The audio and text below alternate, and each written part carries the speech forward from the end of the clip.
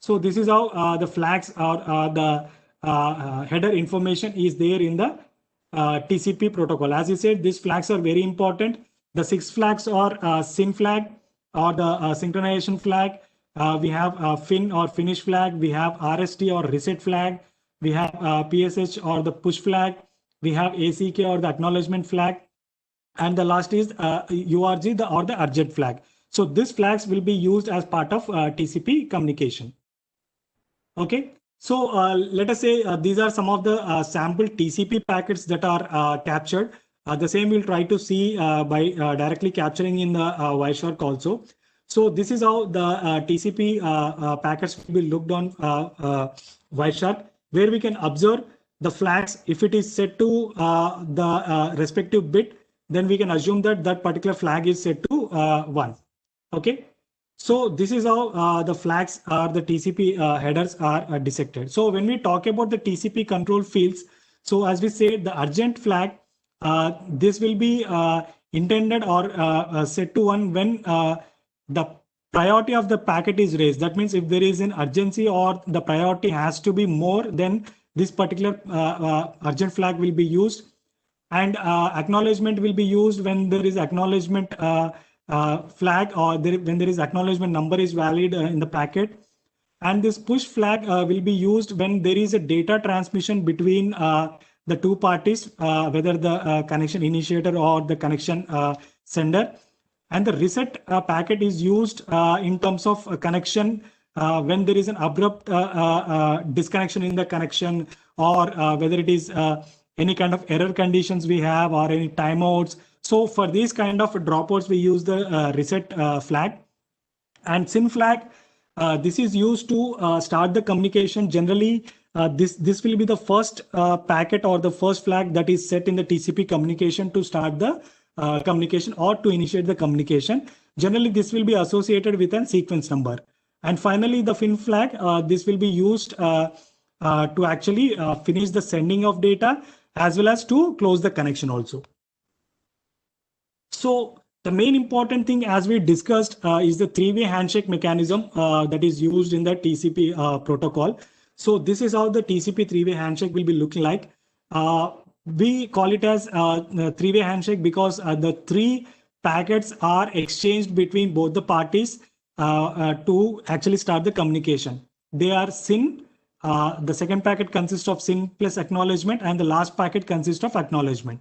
See, what happens is, let's say a client wants to start a communication with a server. Now, let's say this is my web server running on the particular server.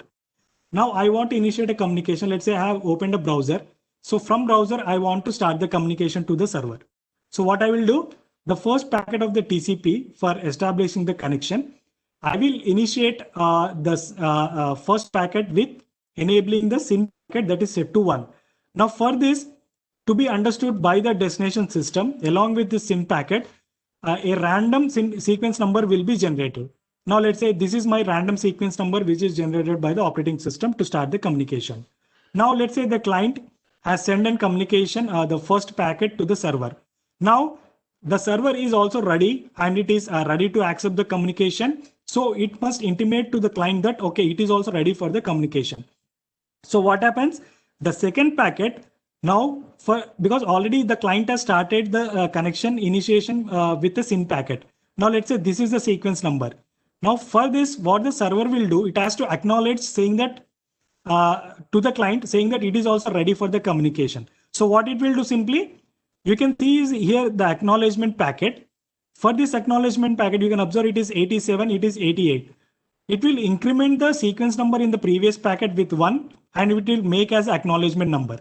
Now the client, whenever receives the second packet, it will try to check the acknowledgement number. Okay, this acknowledgement is to the sequence number which is being sent by the client with this 87. So it has become 88 and this is acknowledgement. Okay, now the server is ready for the communication.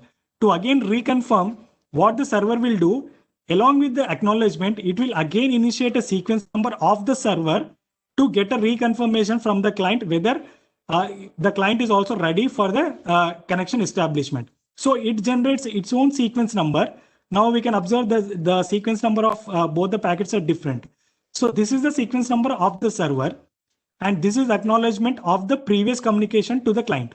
Now again, in the second packet, the client receives both SYN as the synchronization with sequence number along with the acknowledgement packet.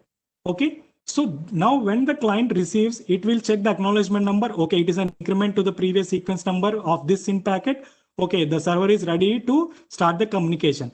But server is again asking for the reconfirmation or to get the concern from the client with a sequence number. So now what it will do, again, the client will send an acknowledgement. Now you can observe it is 60. It will increment with 61 and send it to the server. Okay, so in this case, what happens? Now the server will also get a confirmation from the client. So the first packet will be a SYN sent to the server.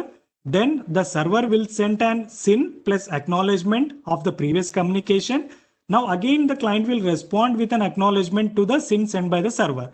So now this is called as three-way handshake. After this, the respective application data, whatever that is, it may be HTTP communication, it may be FTP, what are all the applications that depend on the TCP, that communication will be actually starting after this three-way handshake only. So by this, for every data that is again going on, for every data that is received, again the destination will send an acknowledgement to the received packet. So like this, till the communication ends, the acknowledgements will be sent from the receiver party. So the first thing will be a three-way handshake established along with the data flow. So this is how the TCP will be used as a connection oriented between both the client and server. Now similarly with the connection closing also, there is again a four-way kind of packet transmission. Now let's say the client want to close the connection with the server. First it will send the finish packet to the server. Then the server will again acknowledge with it. And again, it will ask with an acknowledgement saying that, okay, whether you are okay with that. Then the client will send an acknowledgement saying that, okay, you can close the connection. So after this four exchange of packets, then properly the connection can be closed between the client and server. But there may be some cases where a reset packet will be sent. Let's say there is an abrupt shutdown of the system or sudden closure of the browser or any kind of communication that has to be intimated to the destination. So in that case, the reset flag will be set actually to close the connection abruptly without any kind of finish or acknowledgement packets from both the parties. So this is how the overall TCP communication will be looking like. So first there will be a connection establishment with the three-way handshake, SYN, SYNACK and ACK.